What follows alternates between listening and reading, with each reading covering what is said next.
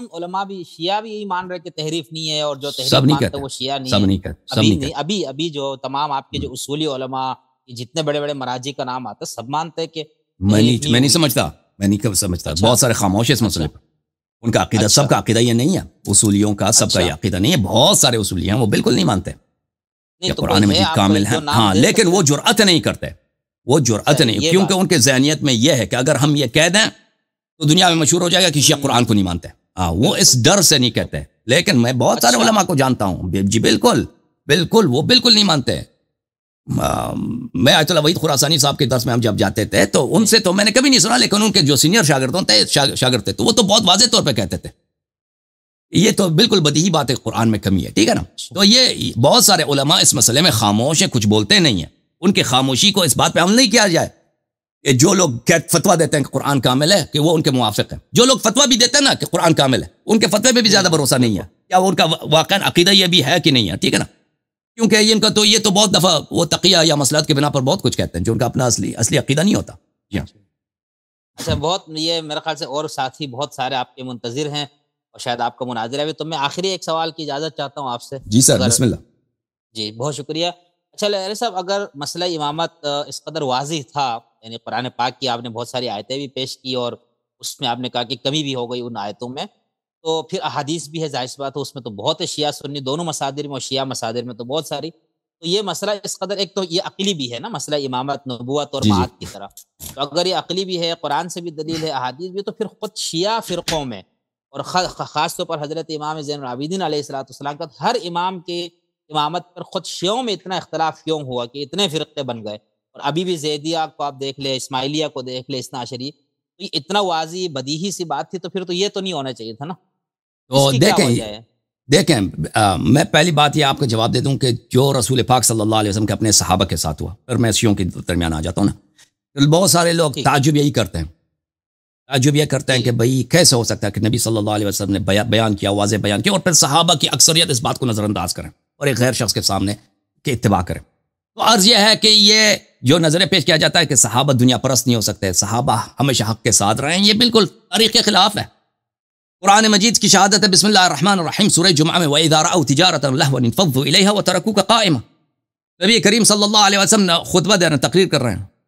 وَإِذَا رَأَوْا، ان صحابہ کو پتہ چل جاتا ہے کہ مسجد کے باہر کوئی شخص آیا، سوداگر، کوئی آئینہ وغیرہ بیچتا ہے، یا او لہون، یا کوئی شخص آیا اس نے کیا کیا، وہ کوئی ڈانس کر رہا ہے، کوئی گیت گاتا ہے. ٹھیک ہے نا.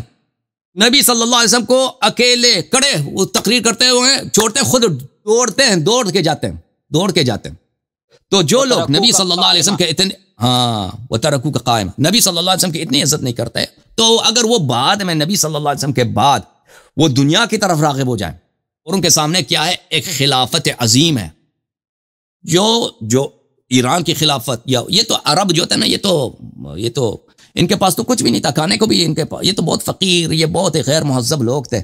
اب ان کے سامنے لالچ ہے کس کی؟ ایک امپائر کی، جو شام کی امپائر کو بھی شکست دے گی اور ایران کو بھی شکست دے گی. ایسے امپائر کی طرف اگر یہ راغب ہو جائیں، اور وہاں سے لونڈیاں آ جائیں گی ہزاروں کے تعداد میں، روم سے، ایران سے، مصر سے، سونے کے قطار آ جائیں گے بھائی، سونے کے جو کاروان پہ کاروان آ جائیں گے، اتنے مال غنیمت آئے، تو یہ ان کی طرف راغب ہو جائے تو اس کی میں تعجب کی کون سی بات ہے؟ یہی وہ لوگ ہیں جو رسول پاک صلی اللہ علیہ وسلم کے بستر موت پہ ان کو گالی دی ہے صحابہ نے، اور فرمایا کہ وہ یحجر، یہ صحابہ بخاری میں کئی مقامات پر ہیں. تو یہ کیسے دنیا کی طرف راغب نہیں ہو سکتے؟ اب آتے ہیں شیعوں کی طرف. دیکھیں شیعہ میں یہ ہے میرے محترم، وہ صحابہ کا میں نے اس لیے آپ کو اصحاب کا نہیں بولا تھا، کیونکہ وہ جواب مجھے آپ نے یعنی ایک یہ معلوم تھا، تو اس لیے میں نے اصحاب کا ذکر نہیں کیا تھا. لیکن اب آپ شیعوں کا بتائیں. اب میں آپ کو بتاتا ہوں. دیکھیں شیعوں کے ائمہ اطہار علیہم الصلوۃ والسلام کے جو اولاد ہیں، ان میں تو ہمارا عقیدہ تو نہیں کہ وہ معصوم ہے. یہ کوئی شیعہ عقیدہ نہیں کہ وہ غلطی نہیں کر سکتے. حضرت نوح علیہ السلام کا بیٹا تھا، ان کے صلب سے تھا، وہ کافر ہو گیا. ابو لہب جو تھے نبی صلی اللہ علیہ وسلم کے چچا تھے، وہ کافر تھے. ٹھیک ہے نا. بالکل. ائمہ اطہار علیہم السلام کے فرزندوں میں سے جنہوں نے امامت کا ادعا کیا، کسی نے ان میں سے منسوس ہونے کا ادعا نہیں کیا یا معصوم ہونے کا ادعا نہیں کیا. ٹھیک ہے نا. جن لوگوں نے امامت کا ادعا کیا ہے، انہوں نے یہ ان کے سامنے دیکھیں، ایک زمانے میں بنی امیہ کی دولت تھی، بنی امیہ کی خلافت تھی، جو بہت ہی ظالم ہے، بہت ہی آپ کی خدمت میں کیا عرض کریں، بہت ہی خونریز حکومت ہے، جو بالکل بنی ہاشم پہ رحم نہیں کرتی ہے، ان کے اشیوں پہ جو بھی ان سے محبت کرتا ہے بنی ہاشم سے ان کو قتل کر دیتا ہے. سنہ 100 ہجری کے لگ بھگ بنی عباس نے اپنے تحریک کا آغاز کیا. بنی عبداللہ ابن عباس کا ایک پوتا تھا ابراہیم الامام، وہ اس تحریک کا لیڈر تھا، اور وہ بھی اہل بیت علیہ السلام کی محبت میں، یعنی اس زمانے میں بنی عباس بھی اپنے آپ کو اہل بیت کہتے تھے. یعنی عام جو مسلمان تھے مثلا خراسان میں ایرانی تھے، یا افغانستان میں یہ لوگ، یا مرو میں یہ لوگ، وہاں پہ یہ لوگ جاتے تھے نا اپنے وہ لشکر جمع کرنے کے لیے، اپنے فالوور جمع کرنے کے لیے، اتباع جمع کرنے کے لیے. ان کو تو کیا معلوم ہے، وہ تو بیچارے بھی مسلمان ہوئے، ابھی ان کو کیا معلوم کہ مدینہ میں واقع حقیقی معصوم مطہر آل کسا اہل بیت کون ہے اور غیر آل کسا کون ہے. اور یہ بھی نہیں کہتے تھے کہ بنی عباس کے ہم خلیفہ ہوں گے، وہ کہتے تھے کہ جس پہ رضا من آل محمد علیہ السلام کا جو بھی ان میں حقیقی وارث ہوگا ہم اس کو خلیفہ بنائیں گے. وہ امام ہوگا تم ہماری سپورٹ کرو.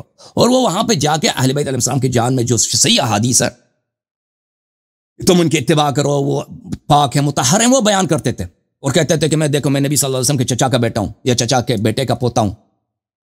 تو اس طرح بنی عباس نے اپنے لیے اتباع جمع کی اور بہت سارے لوگوں نے ان کے ساتھ بیعت کی سنہ 100 ہجری، اور کئی دفعہ یہ لشکر لے کے آئے. اس طرح نہیں کہ پہلی لشکر میں یہ کامیاب ہو گئے.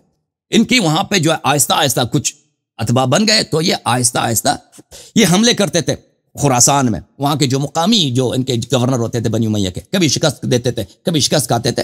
آہستہ آہستہ ان کی اتباع اتنی بڑھ گئی، اس وجہ سے سب اسی وجہ سے کہ انہوں نے کیا کیا، لوگوں کو اپنی طرف بلایا، لوگوں کو تلوار کی طرف، جہاد کی طرف، قیام کی طرف بلایا. ان لوگوں نے بنی عباس نے کہ تم ہمارا سپورٹ کرو.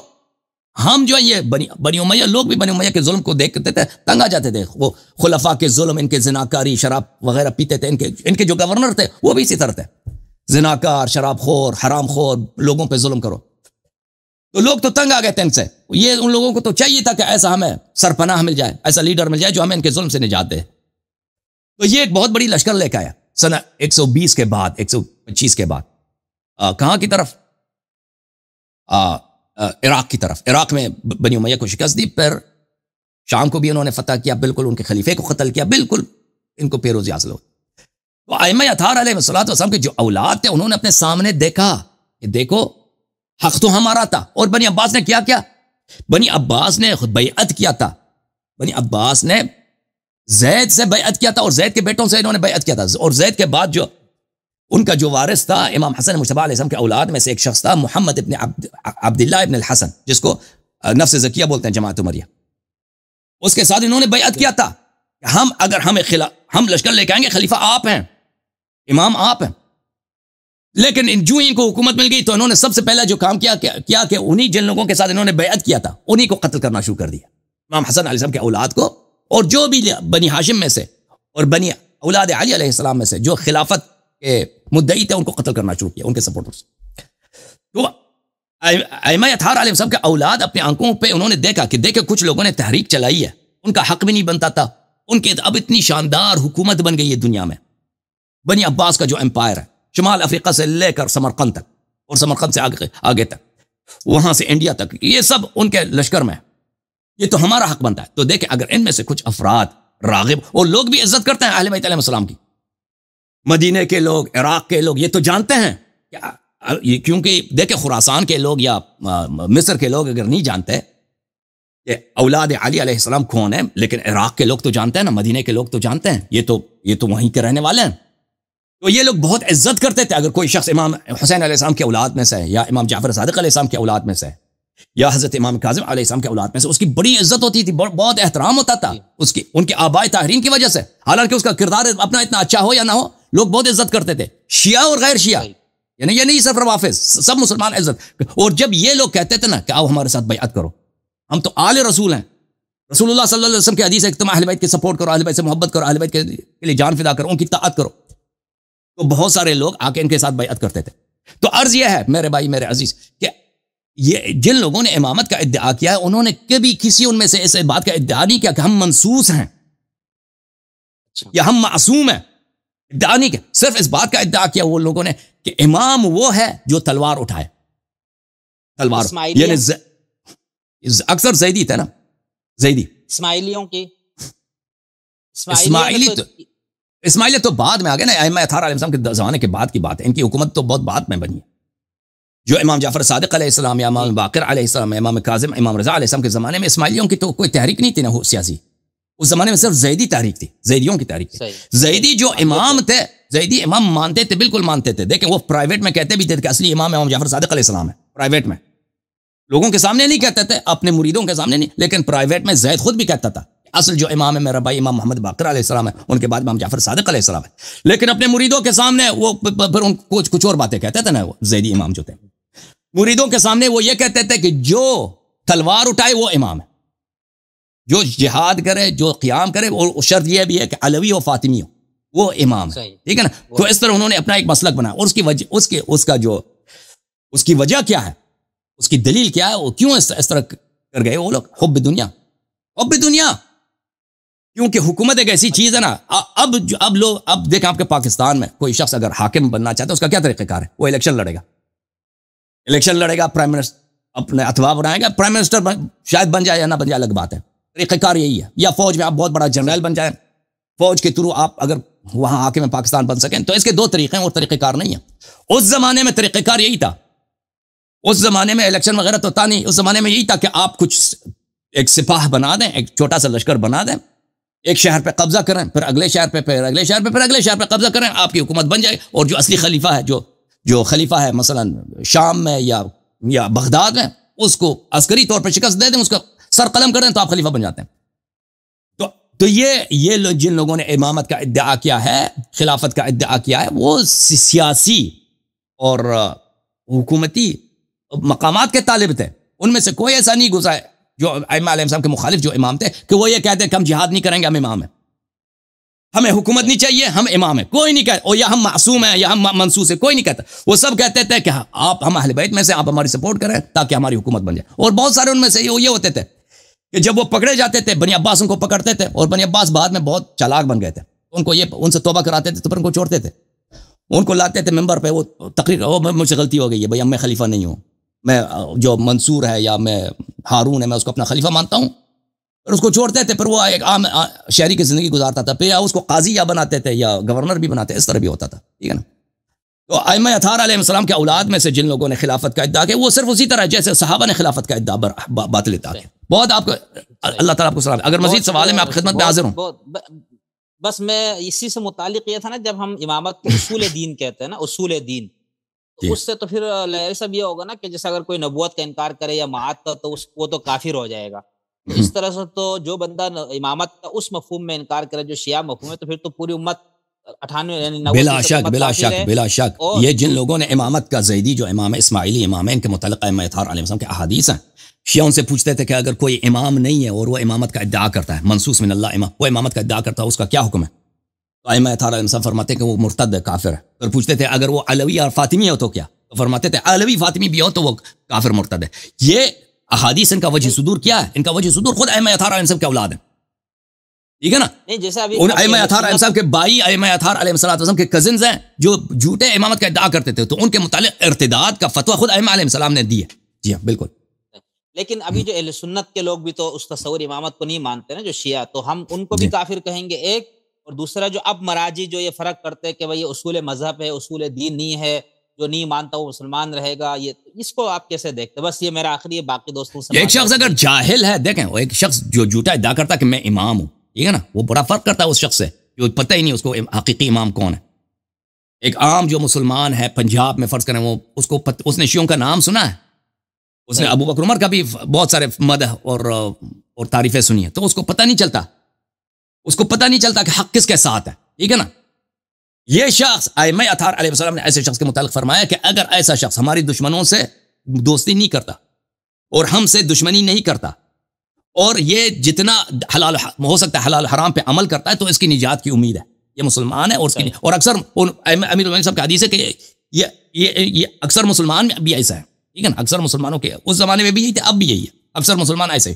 لیکن اگر ایک شخص کو حق کا پتہ ہے، اس کو پتہ ہے کہ بھئی شیخین جو تھے انہوں نے غصب کیا خلافت، ان کو پتہ ہے کہ برحق جو امام ہے اہل بیت علیہ السلام، اس کے باوجود وہ انکار کرتا ہے، تو وہ جاہد ہے، وہ منکر ہے، اس کے عدم اسلام پہ کوئی شک ہی نہیں ہے.